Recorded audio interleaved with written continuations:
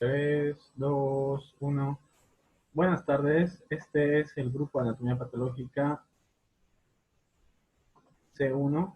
Esta es la práctica correspondiente al día 27 de abril del año 2020. Estamos en nuestro día ya casi 40 de cuarentena, ya más de 41 días. Y bueno, estamos aquí bien. Hoy vamos a iniciar con una práctica relacionada con los temas que vamos a avanzar esta semana, que son, otra vez seguimos con patologías pulmonares. Voy a contar rápidamente el caso porque me han solicitado de que las prácticas procuremos hacerlas de un solo periodo.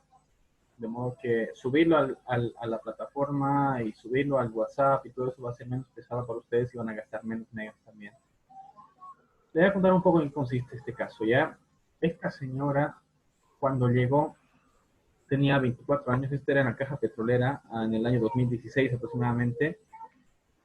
Era una señora que trabajaba, que vivía en San Ignacio, San Matías, era uno de estos santos que están por allá. Creo que era San Ignacio, si mal no recuerdo. Bien, cultivaban con su marido hortalizas. Antecedentes de la señora, no refiere a enfermedades anteriores, era muy delgada esta paciente y además tenía 8 hijos. Bien, esta paciente, aparte de tener los 8 hijos, no tenía antecedentes de patologías previas pulmonares ni nada, pero sí algo que llama la atención con esta persona es de que hace unas 3 a 4 semanas lo que ella refiere es que empezó a sentir malestar para respirar, sed para respirar o complicaciones respiratorias. Bien, esto lo refería como si fueran episodios de tos. ¿De acuerdo? Ella prefería tener episodios de tos esporádicos. Al principio era una tos seca, pero luego esta tos se convirtió en una tos un poco más molesta, productiva. Las flemas eran de color oscuro. Luego de eso, estas flemas empezaron a hacerse color verdosas y al final, los últimos 3 días, que fue lo que la asustó justamente, estas flemas empezaron a convertirse en color sanguinolento. Eran rojas oscuras, color vino, y después, en las últimas 48 horas, eran flemas de color rojo claro, rutilante. Y eran bastante sangre la que estaba escupiendo. Entonces, eso fue lo que le asustó más todavía a esta paciente. Aparte de eso, ella refiere que cuando se echaba a dormir, despertaba toda mojada, ¿bien? Siente palpitaciones al momento de caminar, cuando se levanta para ir al mercado, por ejemplo, le palpitaba rápido el pecho. También refiere pérdida de peso y náuseas y vómitos que no le dejaban comer últimamente. Al momento de ingreso, sus signos vitales son los siguientes que estoy marcándole. Lo que nos llamaba la atención con esta paciente era justamente que no estaba desmayada, pero tenía una presión bastante baja. Estamos con 95, 62, casi 90, 60 era. Esta presión estaba bastante baja. Además de eso, taquicárdica, con una fiebre muy pronunciada. Ella refiere que había tomado un paracetamol unas horas antes y que no le hizo absolutamente nada el paracetamol. Bueno, por lo demás, una saturación entre parámetros todavía en 91 y un Glasgow de 14. A la auscultación de esta paciente, lo que se podía escuchar era, lo voy a apuntar, se llama soplo anfórico. Lo voy a poner en el chat, ¿de acuerdo?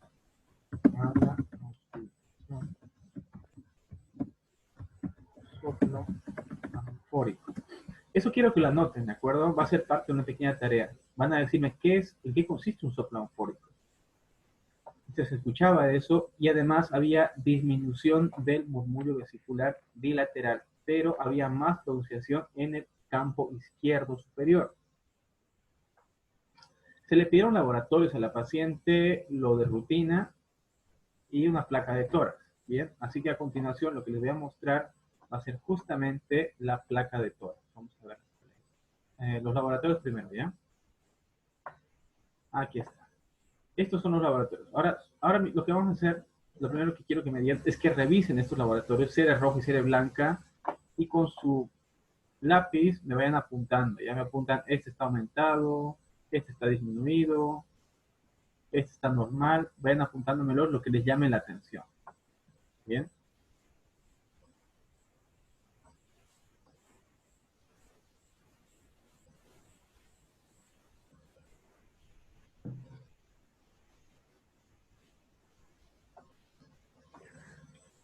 Leucocitos alterados. Hay leucocitos aumentados, sí, bastante realmente aumento de leucocitos. Seguramente la fiebre por él. Neumonía.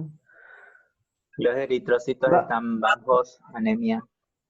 Hay anemia en la paciente. ¿Qué tipo de anemia creen? ¿Que sea una anemia moderada, severa, leve?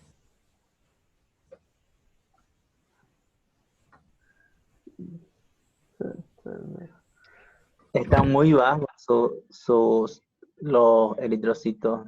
Es una anemia grave. Existen tres tipos de anemia, ¿no? Leve, moderada y severa. La leve es de 11 para arriba. Moderada es de 9 a 11 y por debajo de 8 ya hablamos de anemia severa en la paciente. Entonces ella estaría con una anemia relativamente moderada. ¿Bien? ¿Qué más? Yo creo que la flema era verde oscura. Eran verdes, luego se volvieron oscuras, color vino, y en las últimas 48 horas eran flemas de color rojo rutilante. La sangre que salía con las flemas era roja rutilante, era rojo claro. La Muy bien. hemoglobina y el hematocrito igual están bajos por la anemia. En la serie roja tenemos un caso entonces de anemia moderada. Ahora, aquí algo que quiero preguntarles, y vamos a recordar Presión un baja. poquito igual, esta hipotencia igual, ¿no? La BSG está en 107, esto es la normal, ¿no? BSG la conocemos también como velocidad de eritrosedimentación o velocidad de sedimentación globular. BES o BSG son lo mismo. ¿Alguien se acuerda para qué sirve este parámetro? Mm, Para indicar el tiempo de producción de glóbulos rojos. No, Sería la sedimentación. es la sedimentación globular, ¿no? ¿Por qué me interesa esta? En este caso, la verdad es que cuando vean un paciente con sospechoso de tuberculosis, pídanle, siempre viene en el hemograma, ya la BSG, pero en este caso hay que prestarle bastante atención. Vamos a ver en qué consiste, ¿ya? ¿Alguien no se acuerda? Yo sé que me han llevado, pero se les ha olvidado seguramente. No le he prestado mucha atención a la BSG y es muy importante en tuberculosis. Vamos a verlo, ¿ya? La BSG significa velocidad de sedimentación globular o también en algunos hemogramas la encontramos como VES, que es velocidad de eritrosedimentación. Este es mi tubo de ensayo que estoy dibujando y aquí está mi muestra de sangre, ¿verdad? Esta muestra de sangre, sabemos, la sangre tiene 60% de agua y 40% de elementos de la sangre, ¿no? Bueno, pues, entonces, dentro de una hora más o menos aproximadamente, todo lo que es sangre, elementos de la sangre, glóbulos rojos, glóbulos blancos, fibrinógenos, plaquetas, todo eso se va al fondo. Estos se asientan aquí abajo, se concentran ahí. ¿Bien? Y aquí encima quedaría eh, el agua. Bueno, es decir, el plasma quedaría flotando aquí encima. Así va la cosa. ¿Qué es lo que estamos viendo a nivel microscópico? Bueno, pues los glóbulos rojos que están aquí flotando, por su mismo peso, van a empezar a bajar hacia el fondo. Doctor, no puedo ver su, su pantalla. ¿Lo pueden ver todos o no? ¿Alguien Yo más? Yo, sí, yo puedo. No lo. Debe ser un problema con tu teléfono seguramente. Bien, bueno, Estoy por la computadora. A ver. bueno, trata de imaginar tu tubo de ensayo. Después del tubo de ensayo, entonces si miramos, esos glóbulos rojos empiezan a irse al fondo del tubo de ensayo. Esa velocidad a Ahora la que sí. bajan, la velocidad a la que bajan los glóbulos rojos es la velocidad de sedimentación globular, es la velocidad a la que bajan y se asientan en el fondo. Normalmente esta velocidad es de 10 a 20 milímetros por hora. Bien, esa es la velocidad a la que baja. Ahora, suele pasar, y esto por eso nos interesa, que cuando hay procesos inflamatorios, como fiebre, por ejemplo, los glóbulos rojos empiezan a pegarse unos con otros. por la misma presión que hay y el calor que tiene el paciente, estos glóbulos se pegan unos con otros y forman cadenas. Esto lo vieron seguramente en histología. Estas cadenas se llaman rouleaux o roulets. Son cadenas largas de glóbulos rojos que están pegados unos con otros por el calor que hace por la temperatura. ¿Bien? Entonces, como estamos hablando de un grupo grande de glóbulos rojos, son más pesados. Quiere decir que se van a hundir mucho más rápido en el tubo de ensayo. Hablaríamos de que la BSG va a estar aumentada. En este caso, nuestra BSG del paciente está en 107. Lo normal es de 10 a 20. Está 5 veces más aumentada. Y justamente por eso, porque sus glóbulos rojos seguramente, al ponerse en el tubo de ensayo, por la temperatura, por la patología inflamatoria del paciente, estos están pegados unos con otros y hace que se hundan mucho más rápido. Resultado, la BSG está aumentada. Entonces, ¿qué es lo que nos queda de todo esto? Aprender de que cuando la BSG está aumentada en el paciente, los glóbulos rojos están moviéndose muy rápido por alguna razón. Por lo general, esta razón suele ser fiebre o un proceso inflamatorio intenso en el paciente. Y en el caso, por ejemplo, de la tuberculosis, la BSG siempre va a estar muy, muy aumentada porque está todo el tiempo con fiebre esta persona. Al estar todo el tiempo con fiebre, pues es habitual que vaya hundiéndose, ¿no? Bueno. A ver, estamos en la parte, hay una anemia moderada, hay un proceso inflamatorio visto por la BSG, y en la parte de la serie blanca hay una leucocitosis muy marcada en la paciente. Está con leucocitosis, con desvío a la izquierda, lo que me sugiere que hay una infección bacteriana en principio. Le hemos pedido también química sanguínea y se le ha pedido también electrolitos. En la química sanguínea me sale que la creatinina está en 1.9 y la urea en 29. ¿Qué quiere decir esto? Lo normal de creatinina es de 0.8 hasta 1.3. Si recordamos bien, la creatinina es como un producto de degradación del músculo cuando hacemos un esfuerzo. Cuando ustedes están en un coche acelerando y echa humo el coche, ese humo que el coche está expulsando es la gasolina que se está quemando, ¿verdad? Es un producto de desecho del auto. En el músculo es lo mismo. Cuando el músculo trabaja, consume o quema glucosa, por decirlo así, y el resultado de esa quema de la glucosa es la creatinina.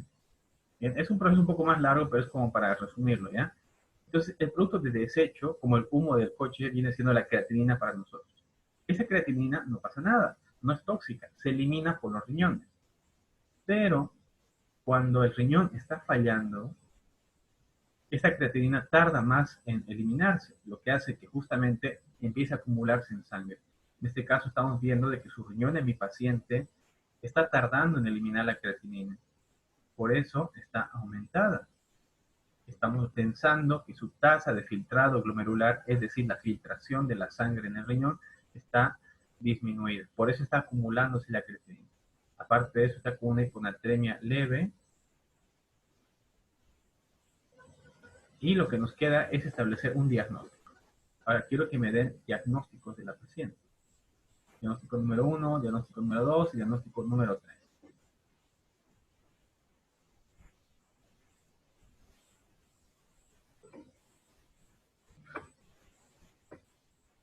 A ver, cuéntame.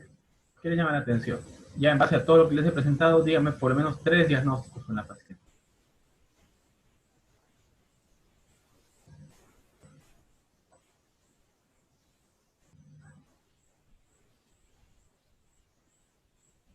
Hay una infección, ¿sí? Una infección bastante marcada. ¿Esta infección será bacteriana o será viral? ¿Puede ser una EPOC? Bacteriano. La paciente ¿Bronquitis? tiene 24 años. Agricultura. Habría que preguntar, ¿qué cosa más le preguntarías a la paciente para confirmar o descartar? Imagínate que yo soy la paciente y quiero descartar una bronquitis. ¿Qué más me preguntarías? Mm, Si fuma. No, no fuma. ¿Dónde vive? Vive en el campo. En el campo, campo. Y el campo puede ser que pueda tener alguna infección fúngica, doctor. Podría ser. En ese caso, ¿qué prueba ¿Alguna, Puede ser por alguna la alergia? intoxicación de algún veneno, doctor, también. podría ser? Tratarse también por intoxicación por, lo que me referían era por pesticidas, ¿verdad? O herbicidas. ¿Sí? Eso es. Ya. Entonces tenemos un primer diagnóstico que podría tratarse por alguien por ahí hace rato me dijo neumonía, puede ser neumonía. Esta neumonía también puede originarse por hongos, también hay un diagnóstico, me dijeron por ahí tuberculosis. Tuberculosis también puede ser. Hay varios diagnósticos de esta paciente, ¿no? Entonces vamos a establecer un diagnóstico final. Quiero descartar hongos. Vamos a escribirlo aquí en la pizarra, ¿ya? Vamos a hacerlo como house. Entonces vamos a abrir nuestra pizarra y en la pizarra vamos a ir colocando los diagnósticos. Número 1, neumonía.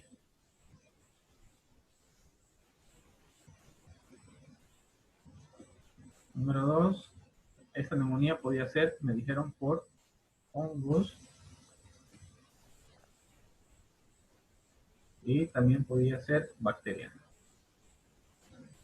Intoxicación por veneno. Vamos a ponerle aquí, ¿eh? 3, TB. Me dijeron por ahí tuberculosis también. ¿Qué otro diagnóstico más le ponemos? Me dijeron varios ustedes. ¿Cuál más? Ah, hablaron de EPOC, ¿no? EPOC. Sí, EPOC. Bronquitis.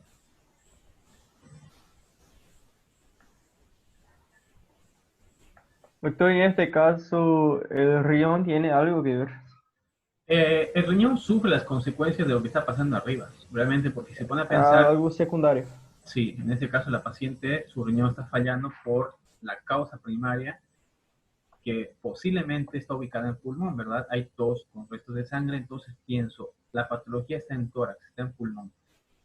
Entonces hay que descartar cualquiera de estos. Vamos a ir descartándolos uno por uno, ¿ya? ¿Hay algo especial por ser en el lado izquierdo, doctor? Algo especial en el lado izquierdo, perdón, no te entendí. Porque dije en el caso clínico que mayor parte sería en el lado izquierdo del pulmón, en el pulmón izquierdo. O sea. No, me refiero a que hay un desvío a la izquierda en el hemograma. El hemograma está con predominancia de segmentados, eso se llama desvío a la izquierda.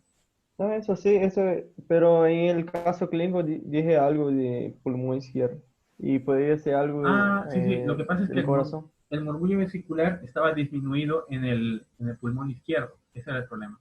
El murmullo vesicular estaba disminuido en ambos, pero había algo llamado soplo tubárico. Hace rato les pregunté para que busquen qué era un soplo tubárico. Lo puse en el chat, entonces tal vez sea algo que nos ayude, ¿no? Vamos a ir descartándolo. A la paciente se le realizó un cultivo, ¿bien? En el cultivo se descartaron los hongos, no había presencia de hongos, ¿bien? Entonces no había hongos, tampoco había bacterias. Para confirmar presencia de venenos habría que empezar a pensar la exposición. Ella lo que refiere es que no trabaja, porque nosotros a ella le preguntamos en su momento cuando llegó, si trabajaba con algún insecticida, con algo para su casa. Ella refería que no, que todo lo que cultivaba era orgánico o algo así, o sea que no tenía contacto con herbicidas, aparte que no era mucho lo que tenía. Entonces no hay antecedentes. Lo que sí ella refería es que cocinaba con leña, no tenía gas, entonces todo lo que cocinaba ella era con leña y con carbón, es decir, que inhalaba mucho humo. Vamos a subrayar la bronquitis por ahora. ¿Bien? La bronquitis tiene un factor de riesgo, es estar expuesto constantemente a un elemento tóxico. También podría tratarse un enfisema, ¿no? Entonces juntamos enfisema y bronquitis y podría tratarse de uno. Se realiza cultivo y baciloscopía para la paciente. La baciloscopía consiste en 3 muestras de esputo. Ahora les voy a contar lo que salió. En el caso de bronquitis, se le hizo una placa de tórax, la vamos a ver más un rato, y la placa de tórax mostraba esto. ¿Dónde está? La voy a mostrar. A ver. ¿Dónde está mi placa de tórax? Aquí está. Vamos a ver. Esta es la placa de tórax de la paciente. ¿Qué les parece?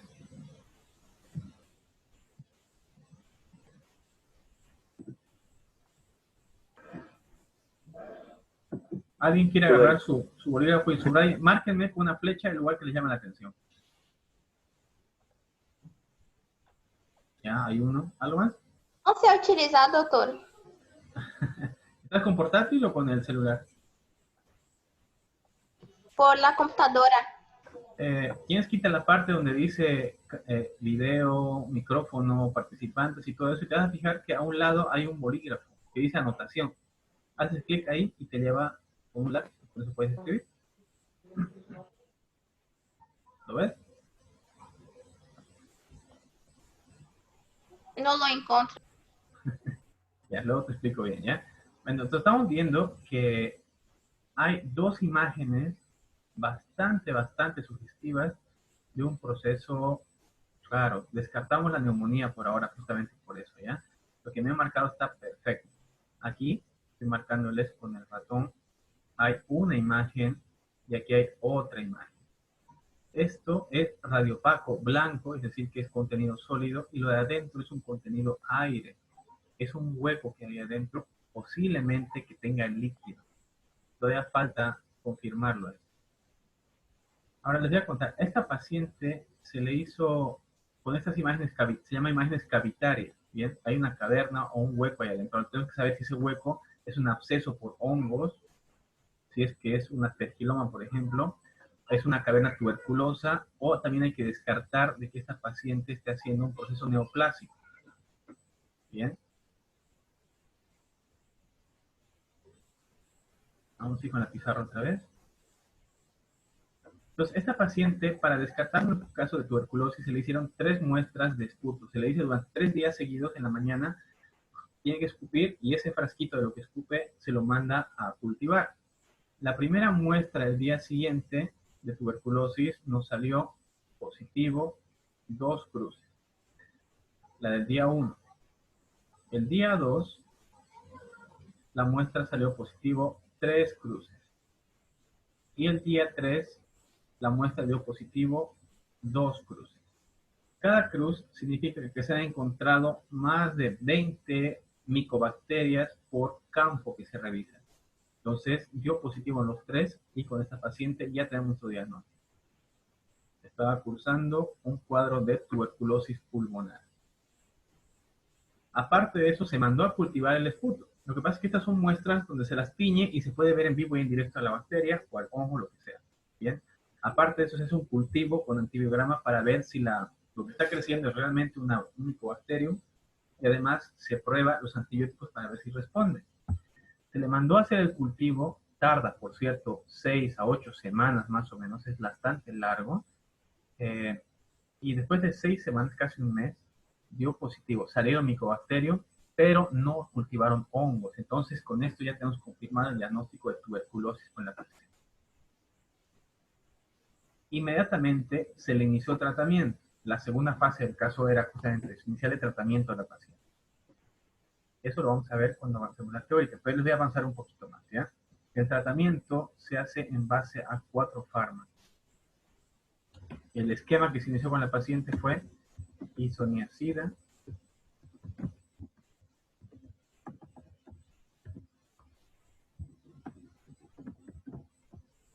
rifampicina, este era 300 miligramos al día,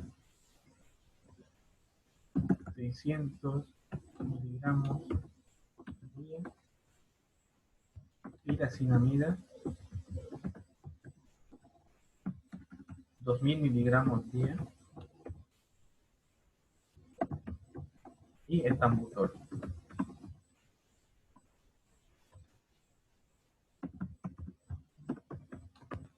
Bien.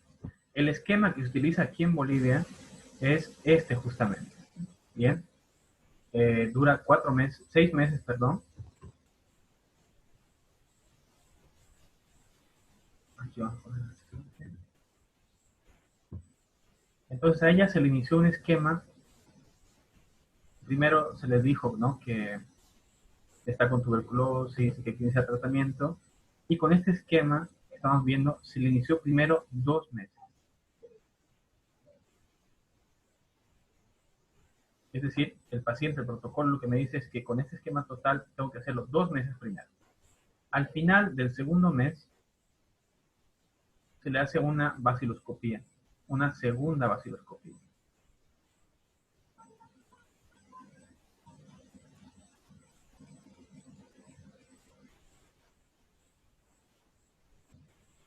perdón por la letra, la segunda vaciloscopía. Ahora, si esta segunda vaciloscopía me da negativo, se comienza con la segunda fase del tratamiento. La segunda fase del tratamiento son 4 meses solamente con 2 fármacos. Isoniazida, 300 miligramos día, y rifampicina, 300 miligramos día. Esta segunda fase del tratamiento se tiene que hacer para completar el esquema durante 4 meses. Es decir, que aunque la paciente salga que ya no tiene bacterias, es decir, que la vaciloscopía le salga negativa después de la primera fase del tratamiento, aún así tiene que continuar para cumplir los 6 meses de tratamiento. Bien, en total, el esquema completo en fase 1 y en fase 2 suma un total de 6 meses. Después de los 6 meses, a la paciente se le hace otra vaciloscopía, la tercera, y esta vaciloscopía tiene que dar negativo. Y con eso se considera la paciente que está curada. Ahora, supongamos, como en el caso de esta chica, esta paciente, se le hizo 2 meses de tratamiento y cuando se hizo la vaciloscopía de control, de ella, en vez de salir negativo, dio positivo. Ahí fue el problema. O sea, se le hizo el esquema completo y volvió a dar positivo otra vez. Entonces, en este caso, ¿qué es lo que hay que hacer? El protocolo lo que me dice es de que si da positivo, hay que hacer 1 mes adicional del esquema inicial. Este de aquí. Bien, 1 mes más de primer esquema. Después de este mes, la paciente se le hace otra vaciloscopía y tiene que dar negativo. Bien, se le hace su vaciloscopía.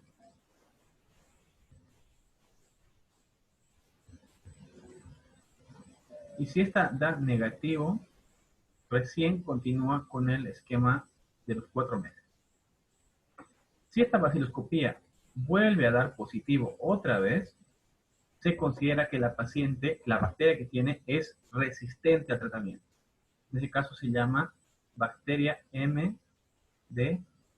Se llama multidrogoresistente. Y en ese caso se utiliza un esquema de segunda línea que lo veremos en clase. Bien. Si a pesar de eso la paciente vuelve a dar positivo y sigue mostrando resistencia al esquema de segunda línea, se llama paciente XDR. Eso es lo peor que podemos encontrar. MDR es multidrogoresistente y XDR significa extra drogoresistente, es decir, que es resistente a todo, a la primera línea, a la segunda línea y tercera línea de tratamiento. Actualmente, para la XDR, solamente hay tratamientos experimentales a partir de ciertos fármacos que se venden en Bolivia, pero el tratamiento ya no está cubierto por el seguro. El paciente tiene que pagar. Bien. ¿Esta parte se entiende? Entonces, primer esquema, el que se hace aquí en Bolivia. El de Brasil es muy parecido. Bien. Y mañana vamos a ver eso justamente en la teoría. Primera fase, segunda fase, y en caso de que dé positivo, se hace un esquema más de rescate y se continúa por el esquema. Si no, se considera que la paciente está resistente al tratamiento.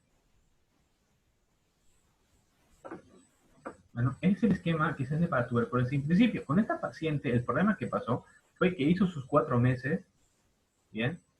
Vino a su control, hizo los 2 meses, hizo su control y dio positivo otra vez.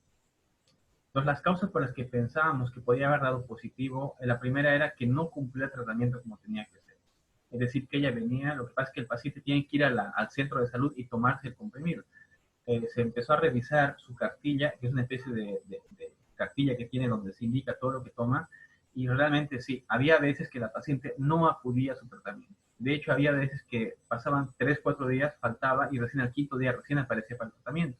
Entonces se piensa de que posiblemente hizo resistencia por eso. Se hizo el tratamiento de segunda línea y la paciente ya no volvió más al al tratamiento. Entonces no sabemos exactamente cómo habrá terminado. Lo que sí me acuerdo era que cuando ella dio positivo, como tenía 8 hijos y tenía su marido, el marido también dio positivo y 2 hijos también dieron positivo para el tratamiento, para tuberculosis. Entonces él tuvo que iniciar a toda la familia en conjunto y desafortunadamente pues no lo terminaron todos, lo dejaron a medio. Entonces no sabemos cómo habrá terminado.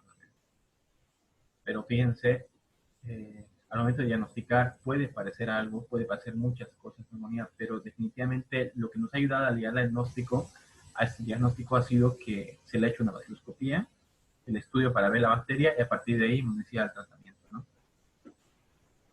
Esto es parte de la introducción para el tema que vamos a avanzar. Esta semana va a ser la semana de la tuberculosis. Nosotros tenemos clase teórica mañana, entonces mañana vamos a ver un poquito más sobre tuberculosis y veremos qué manifestaciones clínicas. ¿Bien? ¿Alguien tiene una pregunta más? No tengo. Les voy a dar una pequeña tarea, ¿ya? Lo que quiero es que me ayuden ustedes a mí. Como están en Brasil, quiero que me averigüen cuál es el esquema de tratamiento para tuberculosis que se utiliza en Brasil. ¿Bien? Creo que es el mismo, solamente que varía un par de cositas nada más. ¿Ya? Entonces para mañana van a contarme qué han averiguado. Y vamos a charlar y lo comparamos con el otro. ¿Bueno?